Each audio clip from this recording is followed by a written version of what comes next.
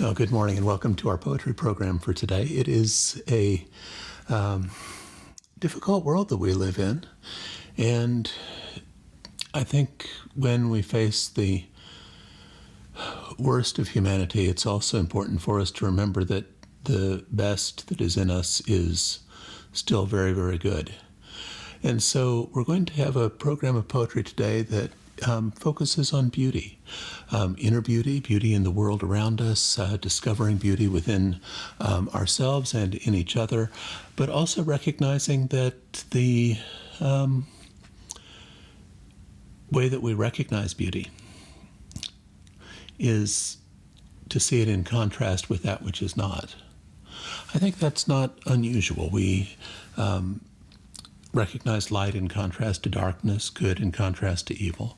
That kind of dualism is something which we need not to glamorize or make an absolute, but it does help us to be able to say not this but that.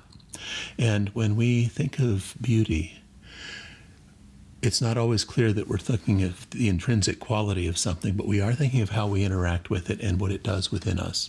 And so I would invite you to join me in considering the good and the beautiful together, especially in this time when we are seeing so much violence and trouble within the world. I'm reminded of one of the most iconic photos of the Vietnam War where a soldier has a rifle and there's someone there placing a flower in the rifle. The two things in contrast really do get at something within us that matters. We're going to have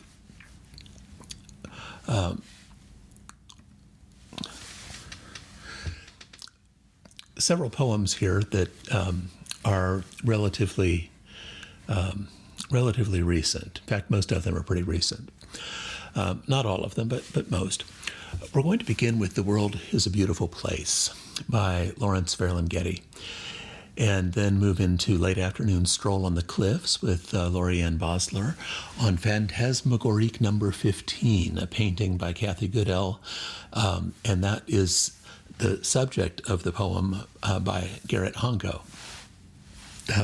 And I'll have a picture of that piece of artwork that he's writing about for you so you can see what that looks like.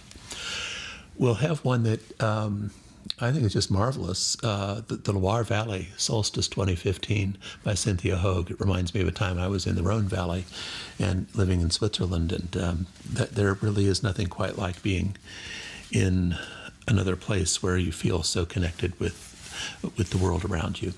Vermillion is right here in Minnesota. It's Lake Vermillion, and this poem by McGlennen is one that, if you've ever, this one isn't going to help you hear a loon, but it will help you see one. And certainly a loon out on the lake is a beautiful thing. American Sonnet for Wanda C is one that has a kind of fierce quality to it. There's a beauty to the kind of urgency and power that Terrance sees in Wanda. And then we'll have two more, Absolute by Jacqueline Woodson, and then Sunset by Effie Newsome. So let's begin with The World is a Beautiful Place by Lawrence Ferlinghetti. And I think it's important to remember that beauty really is always seen in contrast. We discover beauty in the world by being honest with ourselves about what's not beautiful. In these days, with the deadly power of nations on full display, I think it's vitally important for us to speak of beauty. Otherwise, we can simply descend down to the worst of what we can be, and we can lose our grip on whatever rope we think we had tied ourselves onto. Ferlinghetti lived, as you can see, from his dates, over a century, remarkably long life. He was born in Yonkers, New York in 1919. His father died just before he was born. His mother was committed to a mental hospital soon after he was born. He was raised by an aunt at first and then by a foster family. He comes from Sephardic Jewish descent through his mother. And after graduating from college with a degree in journalism in 1941, he joined the Navy to fight Hitler. He was entering the Navy. He became captain of a submarine chaser in the Normandy invasion. And so when you think of wartime poets, he didn't remain one, but he was always carrying those experiences with him.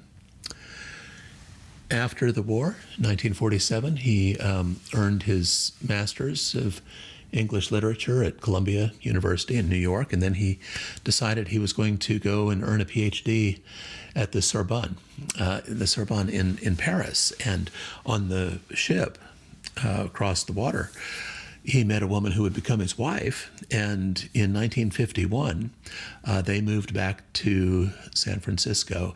That's where he would open a bookstore, City Lights, which, after he published Allen Ginsberg's Howl and went on trial because of it, because of the obscenity that some people found in it.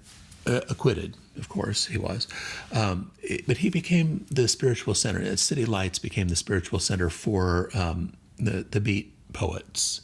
He never considered himself to be a beat poet, but you can hear how his writing has that some of that quality in it. In this poem, "The World is a Beautiful Place."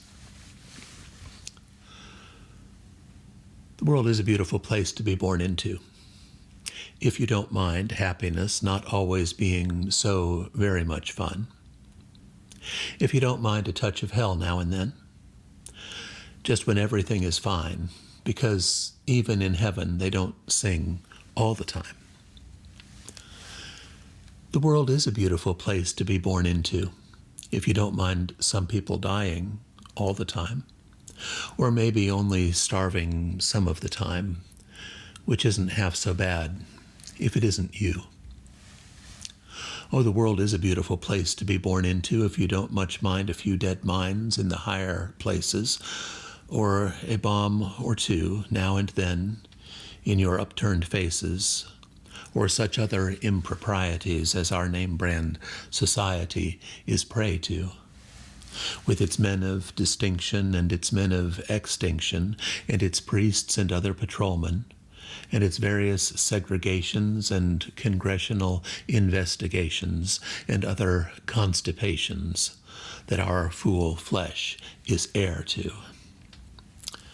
Yes, the world is the best place of all for a lot of such things as making the fun scene, and making the love scene, and making the sad scene, and singing low songs of having inspirations, and walking around looking at everything, and smelling flowers, and goosing statues, and even thinking and kissing people, and making babies and wearing pants, and waving hats and dancing, and going swimming in rivers on picnics in the middle of the summer, and just generally living it up. Yes. But then, right in the middle of it comes the smiling mortician.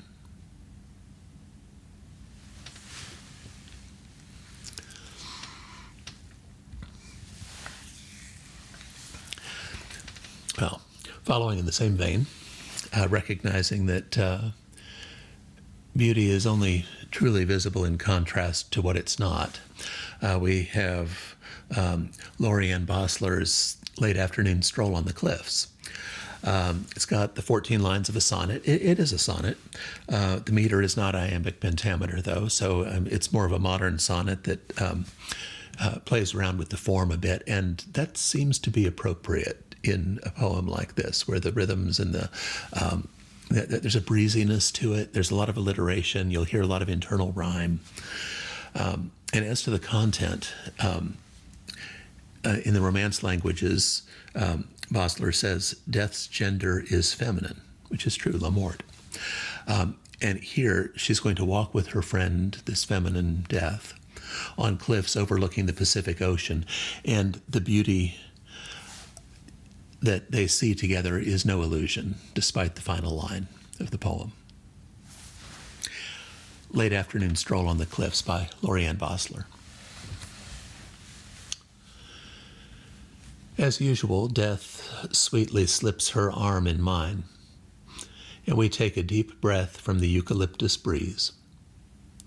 We both worked honestly at our jobs all day. Death destroyed traffic with wailing ambulances, while I killed hours and lines on 8.5 by 11-inch pages. We're fast friends by now. Death much older, of course, but there's no hierarchy between us. We're both taking a break from it all, glad to watch waves collapse on rocks and pelicans dive bomb fish. I try to be sensitive to death's guilt, that whole pandemic disaster she can no longer control. She'll soon betray me too, like she will you, I know. But today the gulls are silver angels etching great cursive blessings in a perfect sky.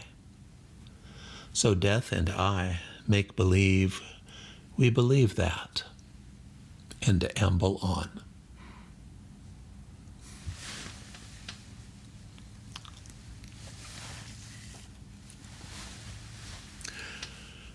Garrett Hongo is a Japanese-American poet. He was born in Hawaii.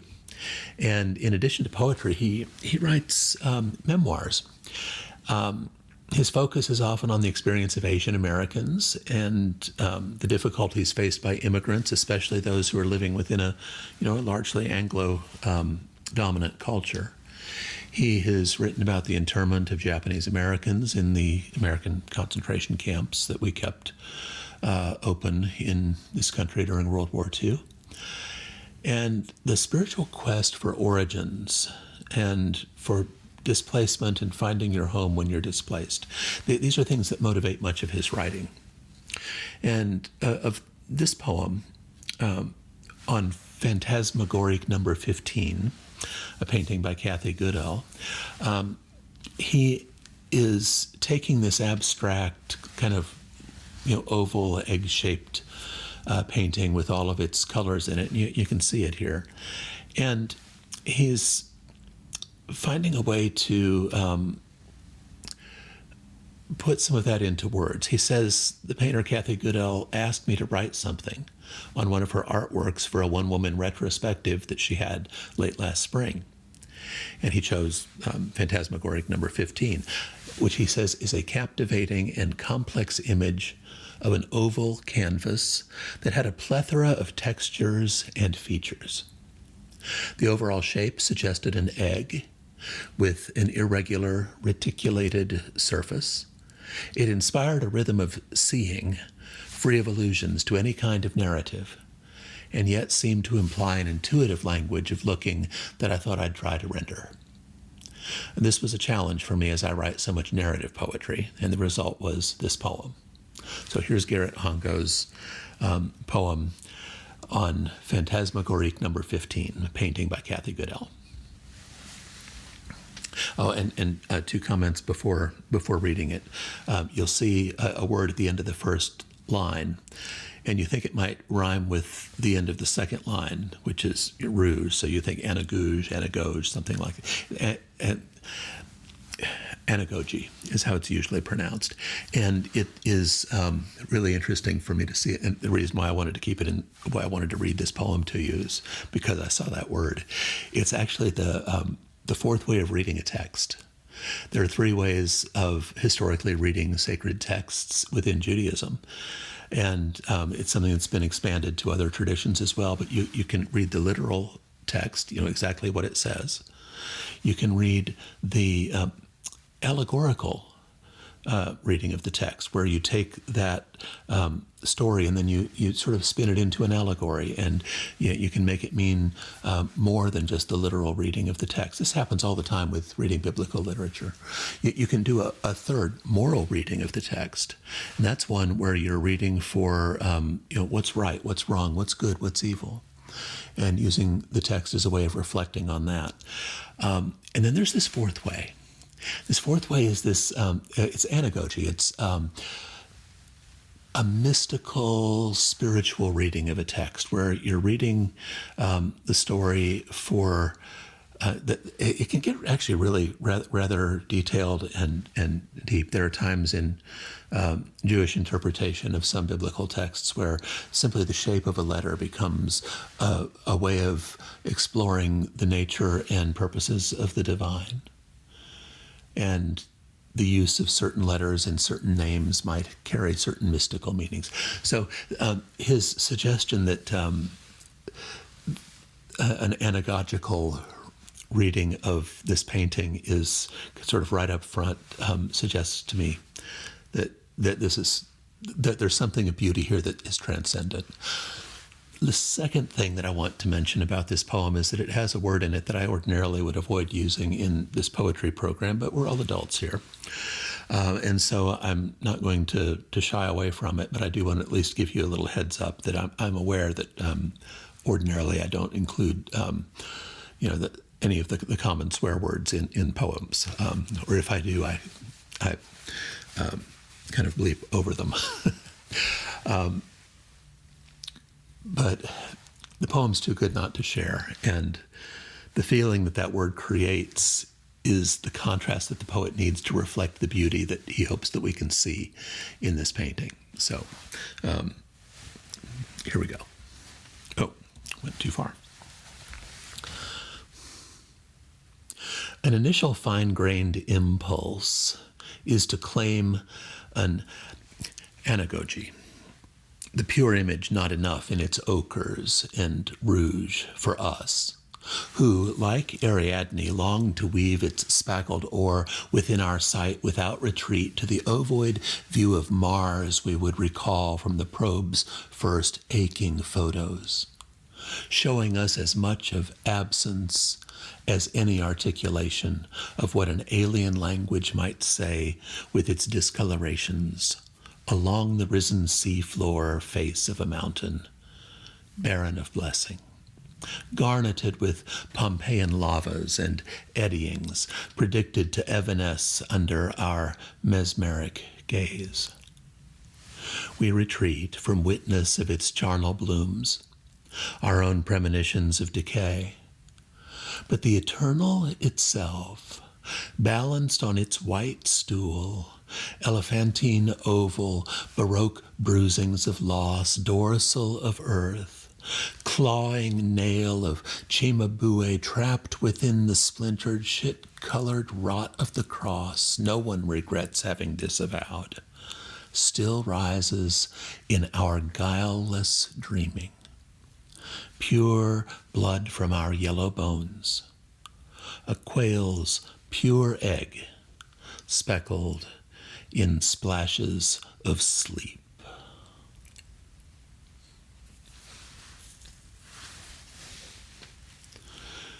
You ever want help interpreting a piece of modern art? Ask a poet, right? Well, our next poem is one that takes us out into the Loire Valley in France during the solstice. I assume it's the summer solstice because this is outdoors and there's a concert going on in the barn out in the field. And, the summer solstice is one of these spiritual times in a lot of traditions. The movements of the sun and the moon give us many of the calendar moments that we have in religions all over the world. You look at places like Stonehenge, where the stone monuments are essentially charting the sky. They tell time. The solstice appears in this poem. And it's when the sun is at its highest, and that means that the days are at their longest, the nights are at their shortest. And I looked this up in the Loire Valley. At the summer solstice, the sunset doesn't happen until just a couple minutes before 10 o'clock. 9:57 p.m. is what's anticipated for sunset. And sunrise the next morning will be at 6 o'clock. Just 8 hours of darkness there in the Loire Valley in France. I've been in the Rhone Valley in France, and I've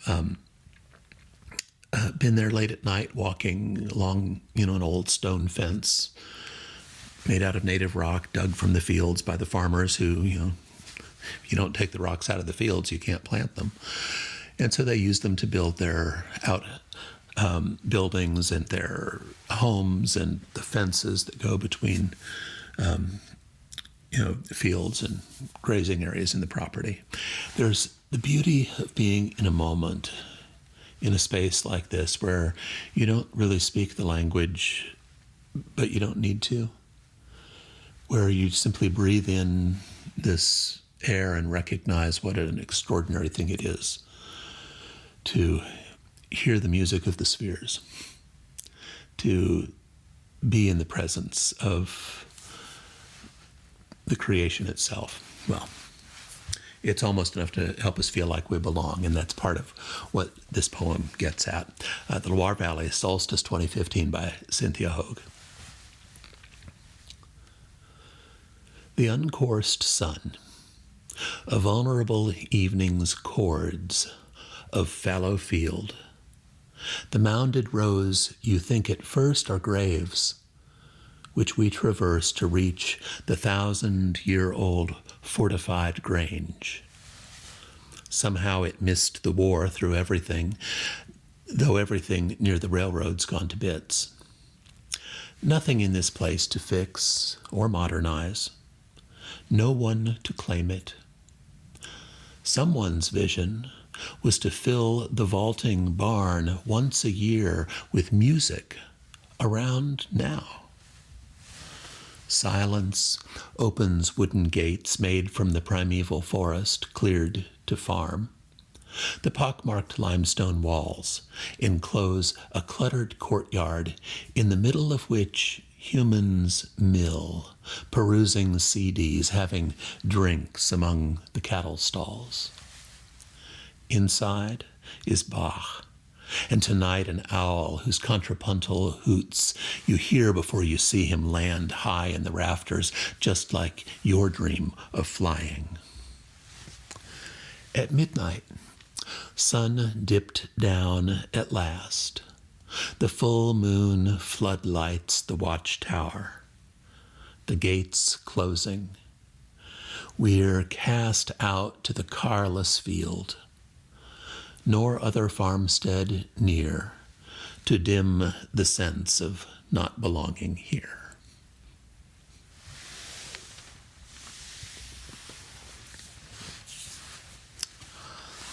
Well,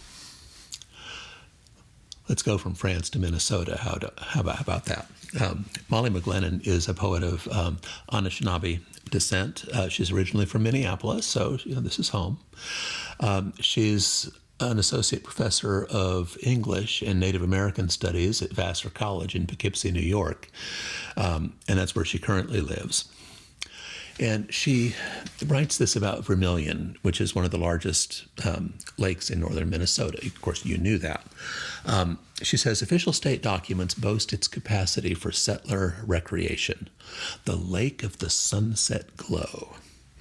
The lake was already named, however, she says, before French fur traders ever translated what they deemed discovery. As Ojibwe language scholar, poet, and friend Margaret Newton told me, the Anishinaabe knew and named the place in a storied and cartographically rich way. For Native peoples, the land is carefully remembered and related to.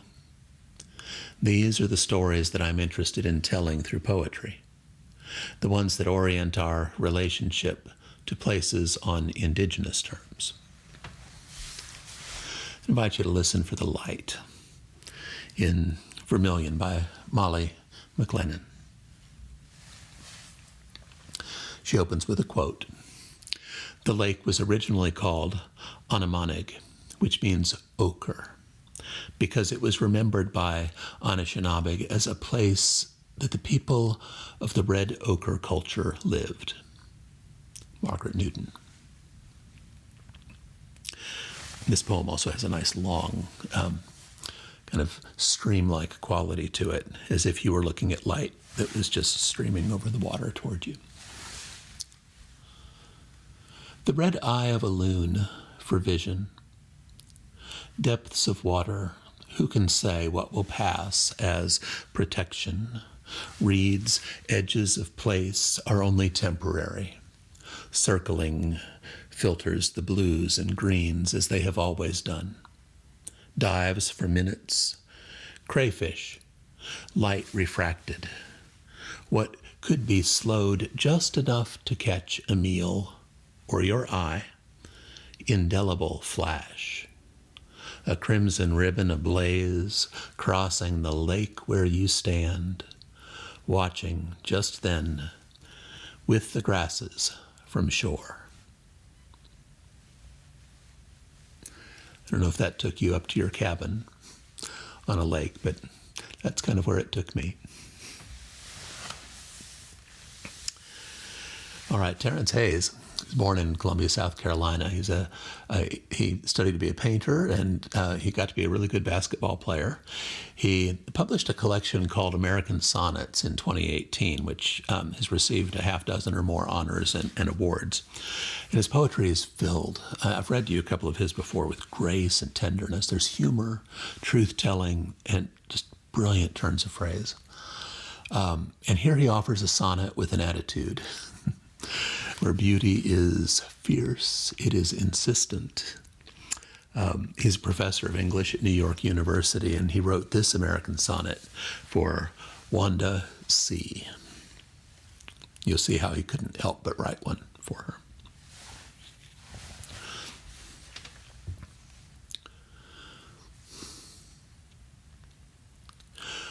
Who I know knows why all those lush-boned, worn-out girls are whooping at where the moon should be, an eyelid clamped on its lightness. Nobody sees her without the hoops firing in her ears, because nobody sees. Tattooed across her chest, she claims, is "Bring me to where my blood runs." And I want that to be here, where I am her son, pent in blackness and turning the night's calm loose and letting the same blood fire through me. In her balm hair, shells full of thunder.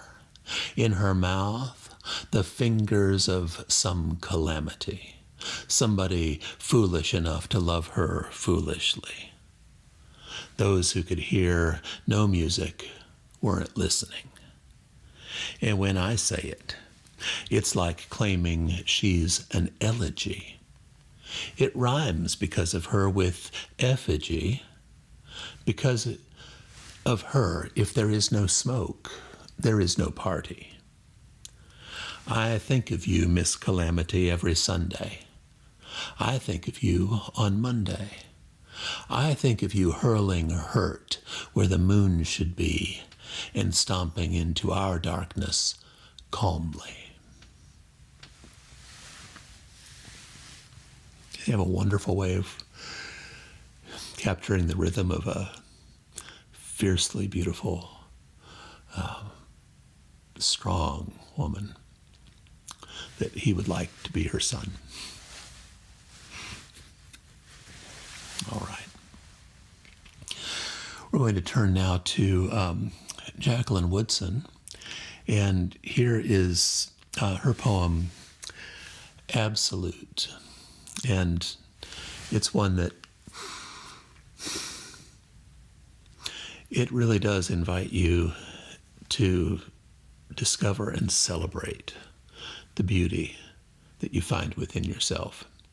And you know, if you come from a culture or from a tradition or from really any kind of life experience where you've been told constantly how insignificant you are, or how worthless, or how your life really doesn't matter. Here's a poem to go back to again and again and again.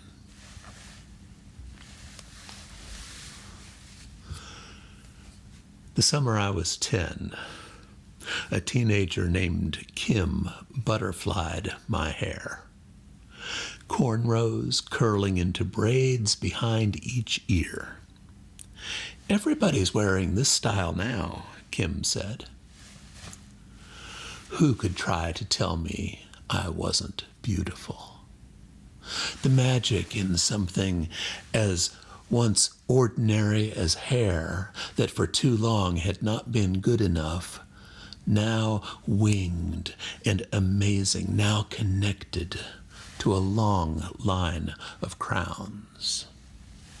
Now connected to a long line of girls moving through Brooklyn with our heads held so high our necks ached. You must know this too. That feeling of being so much more than you once believed yourself to be. So much more than your 2 skinny arms and 2 big feet and 2 long fingers and 2 thick and stubborn hair. All of us now suddenly seen. The trick mirror that had us believe we weren't truly beautiful suddenly shifts. And there we are. And there we are. And there we are again. And oh, how could we not have seen ourselves before? So much more. We are so much more.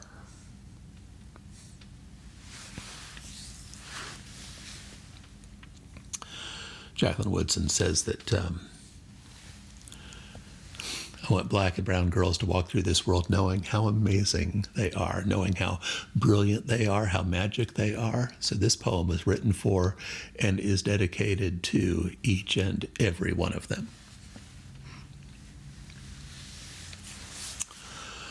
All right, we're going to close with a poem by Effie Newsome. She was a Renaissance writer, mostly of children's poems, and she was also a children's illustrator.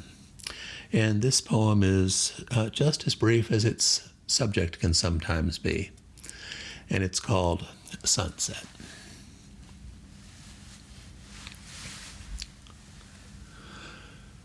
Since poets have told of sunset, what is left for me to tell? I can only say that I saw the day press crimson lips to the horizon gray and kiss the earth farewell.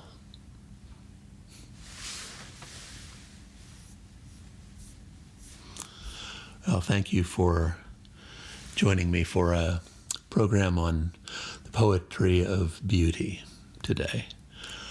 I hope that for this half hour or so, you've been able to touch base with some of the beauty that's inside of you and